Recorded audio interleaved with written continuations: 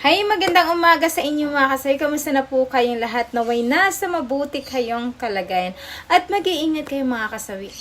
Siyempre, Merry Christmas and Happy New Year po mga kasawi. At ang ganda ng ating tatalakay ngayong umaga mga kasawi. Alam ko po na magugustuhan niyo po ito, yung ating topic ngayong umaga.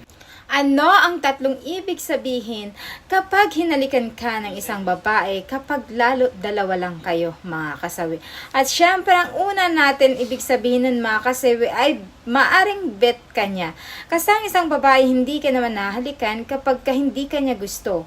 Syempre kami mga babae, minsan kasi yung type namin na halimbawa for example, hindi ang lalaki na nagpaparamdam sa. So for example mga kasawi, may mga babae kasi na hindi nila may express or hindi nila nasasabi na gustong gusto nila ang isang lalaki. Bagkos ginagawa na lang nila ito at sa kilos.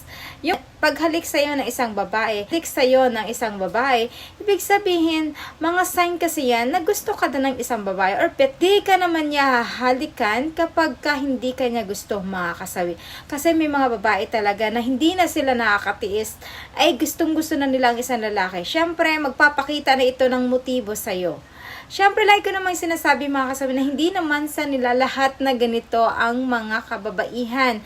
Depende pa rin yan sa mga kababaihan, mga kasabi, kung ano ang ibig sabihin kapag kahinalikan nila ang isang lalaki, mga kasawi. Ayan yung ating una na ibig sabihin. Ang pangalawa natin mga kasabi is merong pagnanasa. Ayan. Alam nyo ba ang mga kababaihan, hindi naman ito agad-agad na talagang humahalik sa isang lalaki kapag ang lalaki ay hindi nila gusto. Siyempre, ang mga kababaihan machusi kasi yan. Hindi kagaya ng mga kalalakihan na kapag gusto nila ang isang babae, ay pwede kasi nilang gawin ito na hawakan kaagad sa kamay or hahalikan. Pero ang mga babae kasi ay hindi naman kasi nila pwedeng gawin kaagad ito sa mga kalalakihan, lalo pat babae sila. Siguro ang type ng babae na hindi naman sabi-sabi sa isang lalaki na bet niya ito or ang lalaki ay hindi pa naliligaw sa kanya kahit gusto siya nito, ay ang babae na ang gumalaw ng baso mga kasawi. Ibig sabihin nun siya na ang gumawa ng paraan para lang masabi niya ang kanyang nararamdaman sa lalaki. Kaya nga, ang ibig sabihin nun ay hinalikan niya na para lang masabi niya na gusto niya din ang isang lalaki. Kasi nga hindi pa gumagalaw ng baso ang isang lalaki. Kumbaga in short ay inunahan na kaagad ng isang babae na sunggaban ang isang lalaki. Siyempre may mga iba't iba kasi na mga lalaki na katangian. May iba kasi na mahiyain kahit gusto nila ang isang babae, hindi ito naliligaw. Babae naman kung alam niya na gusto siya ng isang lalaki, kahit na hindi ito umaamin, so siya na yung gumawa ng paraan para lang masabi na gusto din niya ang isang lalaki. Depende yan sa mga kababaihan, mga kasawi, kung ano ang ibig sabihin ng paghalik nila sa isang lalaki. Ayan yung ating pangalawa na ibig sabihin. Ang pangatlo, mga kasawi, ay baka gusto niya na may mangyari sa kanilang dalawa. Siyempre, ang isang babae or isang lalaki, diba, given naman yun kapag nasa loob sila ng isang babae, for example, na silang dalawa lang. Lalo pat gustong gusto nila ang isa't isa. Tapos andun na sa stage na for example magjowa na sila.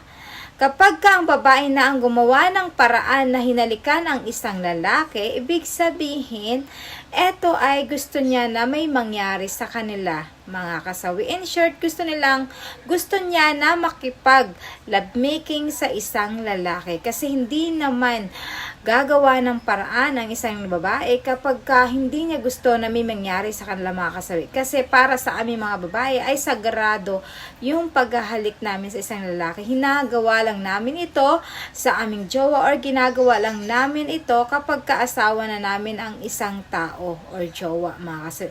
Siyempre kapag kaganito kasi mga kasawi is, di ba nakakatakot naman talaga. Lalo kapag ka hindi mo bet ang isang lalaki, ayan, magpapakita ka ng motibo.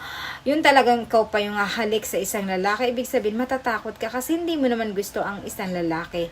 Andun yung nahihiya ka at natatakot ka. Pero kapag ang babae ay may gusto ito sa'yo at hinalikan ka ng ganito na dalawa lang kayo, ibig sabihin, isa lang talaga ang meaning niyan, mga kasawi. Maaaring gusto niya na may mangyari sa inyong dalawa. Kasi hindi naman niya gagawin yun kung ayaw niya, mga kasawi. Siyempre, matatakot siya dahil alam naman niya na dalawa lang kayo sa loob ng isang bahay, mga kasawi. Ayan ang ating pangatlo na ibig sabihin. At syempre, hindi mawawala yung aking advice sa topic na ito, mga kasawi. Sa lahat ng mga nakakaranas ng may lalaki na ganito, diba? Alam na ng mga kalalakihan yan. Lalo pa at ang mga lalaki ay napakalakas ng instinct nila pagdating dito. Grabe yung mga dirty minds nila pagdating dito, mga kasawi, ay mapapaisip kagad sila kapag ang babae na ang unang humalik, diba? Walang masama, mga kasawi, kung lalo pat magjowa kayo or mag-asawa kayo or nasa stage kayo ng pagkakaintindihan yung dalawa. Depende na lang yun kung paano nyo dalhin sa isa't isa yung pagkakagusto ninyo or gusto nyong gawin. 'Di ba? Ibig sabihin, kapag hinalik ka ng isang babae, isang lalaki, alam na yun ng lalaki kung ano ang ibig sabihin nun, 'di ba, mga kasawi? At lagi niyong tatandaan, mga kababaihan, kung talagang may gusto kayo sa isang lalaki, ay huwag niyong ibaba ang reputasyon ninyo kasi napaka-importante yan. Pero lagi ko naman sinasabi, 'di ba, na kapag jowa niyo naman, asawa niyo naman, walang problema ito na makipag lovemaking kayo sa asawa ninyo, sa jowa ninyo, at higit sa lahat, lalo kapag kamahal nyo ang isa't isa, ay eto ay nagpapakita lamang a sign of love ninyo ang inyong mga jowa or asawa, mga kasawi. Kaya walang problema doon. Hindi masama dahil legal kayo, mga kasawi. Hindi kagaya ng, for example, wala pa kayong relasyon pero ikaw nakapagsunggab na ang pangit tingnan sa mga kababaihan kapag kaganon ang gagawin ninyo. Siyempre, ibig sabihin, easy to get lang kayo kapag kaganon yung ginawa ninyo, mga kasawi.